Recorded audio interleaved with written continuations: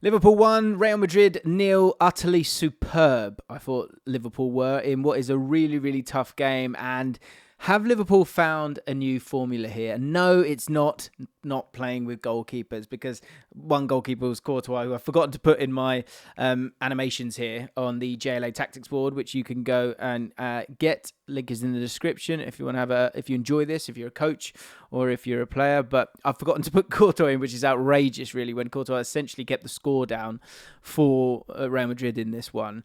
But that was a really, really good response from Liverpool. And the word that I sort of wrote down and boxed off, I'm interested to know what you guys thought about the game. Let me know in the comments down below. This will be a casual look at the kind of setup here, because I think he may have found a bit of it's sort of a new/old formula. Obviously, you've got some new signings within this, but we'll get to that. But I think the most important thing I want to start with is that interview from Virgil van Dijk. If you've not seen it, it's definitely worth a listen. And I thought there were some really, really prevalent things in what he said.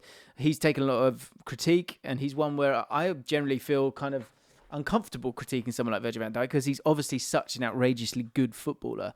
But his leadership, for me, has kind of under question a touch. And in that interview, he shut me right up, because I thought the things that he was talking about were absolutely spot on.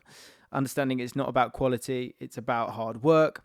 But also, I thought he gave a bit of a glimpse into maybe what I feel like I've seen with him on the pitch, is that he is hurt. He is hurting in a whole myriad of ways. But on the pitch, not being able to kind of be as defensively solid as they have been previously, I thought it was something that has clearly been hurting him. And I think at times he's maybe reacted in ways that he probably doesn't want to. But I thought tonight he was brilliant. And actually, one of the biggest things I'd like to say, actually, when it comes to Liverpool, is that I didn't notice Van Dijk that much in this one. And I think he's, for the bulk of the games that I've been watching when it comes to Liverpool this season, I think he has been a player that's, really had to step up for this team.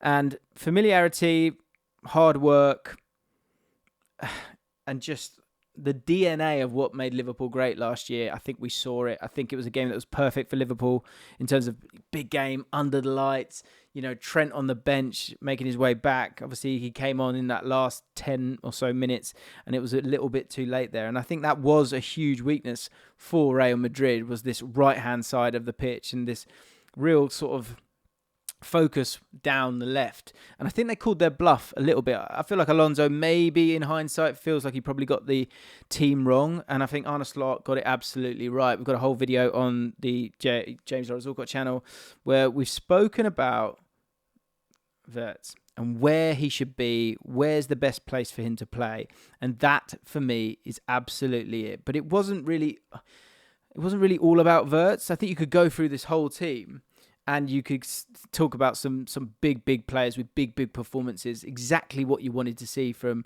Liverpool, a team with energy. And yeah, I'm probably going to say this word a few times, familiarity in terms of the relationships with each other.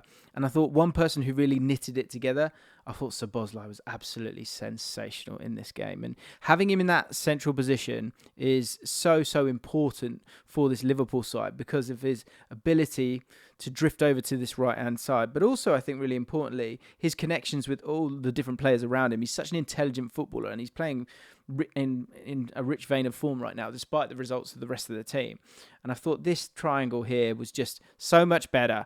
McAllister was able to drop deep into areas that he probably wanted to a bit more, or if he felt right, he could make that final run up there, but also he could sit in and Gravenberch could make his way if he needed to, and then Szoboszlai could drop in as well at times as well if that was needed. McAllister might be there, Gravenberch over on this side, Szoboszlai could drop deep to help as well. So those rotations worked really, really well for all of them on that side.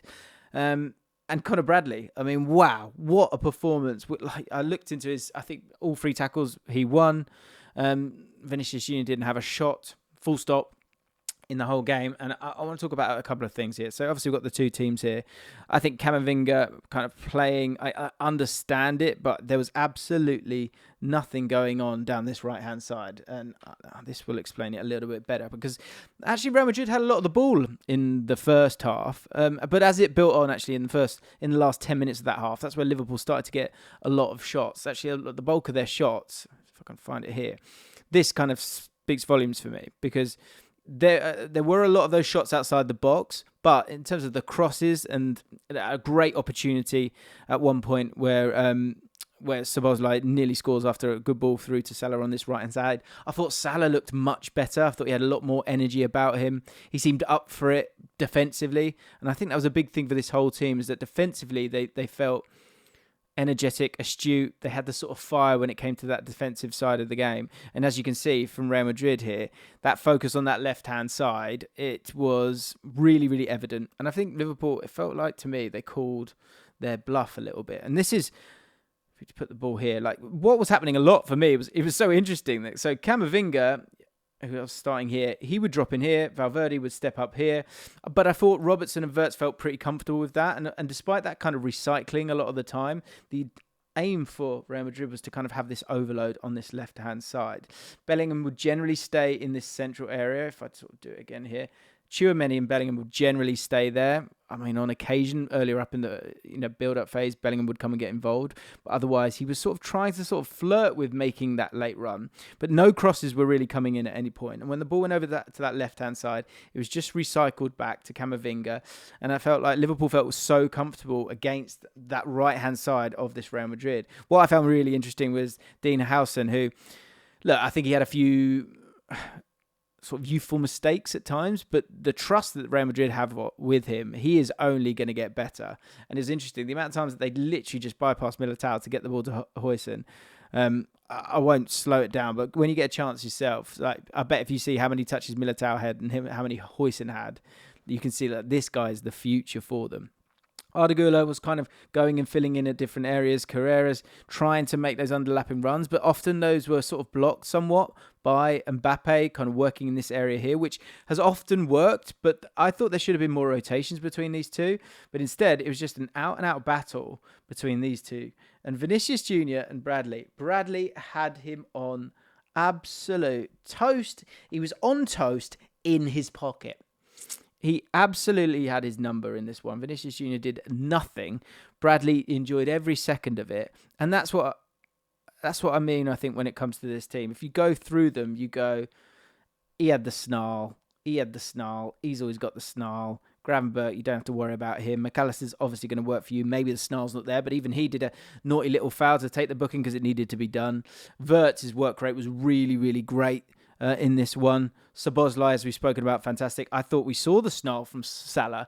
And you guys don't know what I mean when I'm saying that, because this has been a team that hasn't had the snarl. You know, if you're thinking about Arsenal having the snarl, Liverpool need to show the snarl. Are you with me? You're still here? Are you still here? If you are, smash the like button. Subscribe to more James Allcott. So yeah, there was this focus down this left-hand side, but generally, in terms of any kind of box presence, it was really, really minimal. And because Vinicius Jr. was kind of, head down, trying to take on Bradley to no success, really, there was only one real moment where Bellingham was able to get the ball, drive, played the ball to Vinicius Jr. He actually got the ball back. Where's the ball? He actually got the ball back, laid it off to Mbappe, and Mbappe had a shot into that corner, but I think it was blocked, or it didn't really come to anything. But aside from that, and as you can see from the stats here, 0.45 expected goals. That is so minimal, despite having 61% of the possession. But I think it was once they got the goal, they kind of calmed down a little bit. And as you can see, 2.58. They really had something, Liverpool. So what is that solution? Well, for me, if we move it along here, one thing that they did do, which I had set up, was that building up into a 3. But that 4-4-2 mid-block was so much better, so much more narrow. And that led to that ball being sort of working its way out there, but not being able to come back into Arda Güler a lot of the time. And again, I think Robertson felt very comfortable with Camavinga on that right-hand side, or if the two were to swap, which on occasion did happen as well. Again, Robertson felt pretty comfortable there. So I feel like that was a mistake from Alonso, because look, if you've got Rodrigo on the bench, like, would you not be starting him? I found that really, really odd. But Wirtz in this position here, I thought really had a great time. And this is Liverpool kind of in possession here. Obviously, Real Madrid out of possession. And it was one where I thought Ekitike is a bit of a backboard for the team, looked really, really good. But in terms of new signings, I thought having just the two, I thought it worked so much better because consistently you had players that are used to kind of being with each other, be it McAllister on that side or Gravenberch if he had to drift over there. Those three there felt really confident and competent. Konaté, if we just get rid of it, Konaté, Gravenberch and Bradley, but also Szoboszlai if he wanted to come in there. And then, less so Ekitike in all of this, but Salah and Szoboszlai, those two working together felt a lot better. And again, one more triangle for you. Szoboszlai, Salah and Bradley. Just a lot more consistency in that. So what are the differences here? Well, I think it was Florian Wirtz. And as I've said, we've done a whole video on it. But Florian Wirtz, for me, needs to start here. And he needs to have the opportunity to go where he wants. And that is exactly what Arne Slot was able to afford him. And by having that kind of far more of a kind of central situation, the rest defence was so much more solid. And you weren't getting hurt in behind. And if you lost it, you're in a much better place. Whereas Gakpo, often out there, out wide, waiting for the ball, it's one where, if you lose it, you are just so much more open, and he doesn't make those hard-working runs. I thought Wirtz did that, but Szoboszlai in a more central area, if you're getting hurt in transition, he's another one who will work his nuts off to get back or shift across over to this right-hand side or provoke the press a little bit to allow Salah to just get back in and get themselves steady. But Wirtz, I really, really liked him out there. I thought it worked so much better, and you can see from his touch map, which I should hopefully have here. Yes, I do. There you go. I thought it was great to give him that opportunity to start out wide. And what's really, really nice about this, when we're talking about this being maybe a new formula for Liverpool, is his ability to sort of come and get involved. And that's going to lead to players like Salah being able to kind of start wide but make those runs in behind, but have someone like Wirtz there as a facilitator to go and find him. It's going to lead to more rotations. It's going to lead to overloads. But also, it's going to work better for both fullbacks. I thought Robertson will naturally kind of be out here and be wide, and I thought he was really confident out there. I thought he did a good job there. You don't have to worry about his positioning because he is that bit more experienced, even if he hasn't got the outrageous pace that he had before. He will still kind of create in terms of forcing the issue of just being in the right place at the right time, similar to like maybe a Carvajal on the other side. But by having someone like Wirtz starting out wide but then coming into those areas here, that leads to someone like Kerkez, when he does play, I think you've got a chance to allow him to be far more useful and far more effective. And if you want to bring Gakpo in the later stages of a game, that totally works as well. There's nothing wrong with that at all. But someone's going to have to be a bit of a casualty here.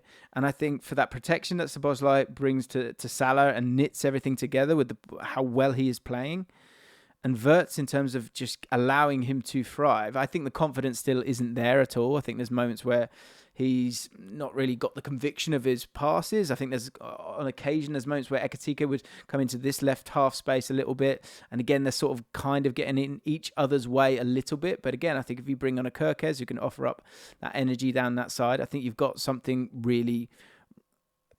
better.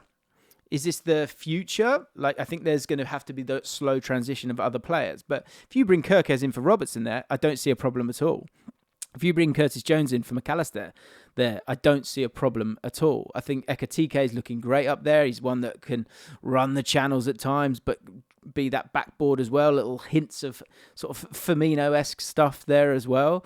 And because of the intelligence of someone like Szoboszlai, who does feel like a leader in this team now, does feel like a future captain for this team, I think he's going to make Wirtz better when he does come and get into those areas. He's also sacrificial enough to kind of get out the way at times as well. So I think this was allowing Liverpool to see the players in their team doing what they kind of like to do. I think Ekitike coming back, going into that left half space as well, and doing the same on that side, but being able to be that backboard. He's doing the things he wants to do. Salah here, I thought, was far more comfortable, especially with someone like Szoboszlai. I think that's the position he wants to be, and I think he's going to work harder than most in that area. And until Wirtz is ready to take the throne there, if that is the right way to go, then why do anything else apart from give it to Szoboszlai. But Wirtz, I believe that is his best position, starting there and then drifting and going wherever he wants to do to affect it and be neat. I thought the work rate from him was absolutely fantastic. McAllister, this is where he wants to be. Gravenberch, this is where he wants to be. Bradley, this is where he wants to be. They look so much more comfortable and familiar. And I think there's other iterations that you could use in the video that we've spoken about. Probably the only change that we had was you have a different striker up top and it's a bit more of a 4-4-2. But if you need that energy and intensity, especially against a team that's got a really solid midfield, like Bellingham, Ardagula, Tchouaméni, Camavinga being involved in that as well, having Szoboszlai in there is absolutely crucial. And so there's so many different ways that this team can win games. But I think they went back to their roots a touch here. And under the lights, it was everything that they needed. It was the perfect concoction. Real Madrid, really, really underwhelming. As I said, very little kind of box presence. Bellingham didn't get on the ball at all as well. And it was interesting. Trent came on. And I think that was probably needed a lot earlier. I think they really missed that right winger. And Rodrigo came on, did a little bit. But again, there was just very, very little going on in that box. And that is shown by the expected goals. So what do you think? I think that's something you can run with, isn't it? I think you need to kind of go with that, and then it's certain players plug in and plug out, if that even makes sense. If you enjoyed this one, hit the like button. Let me know your thoughts in the comments down below, and I'll speak to you guys soon.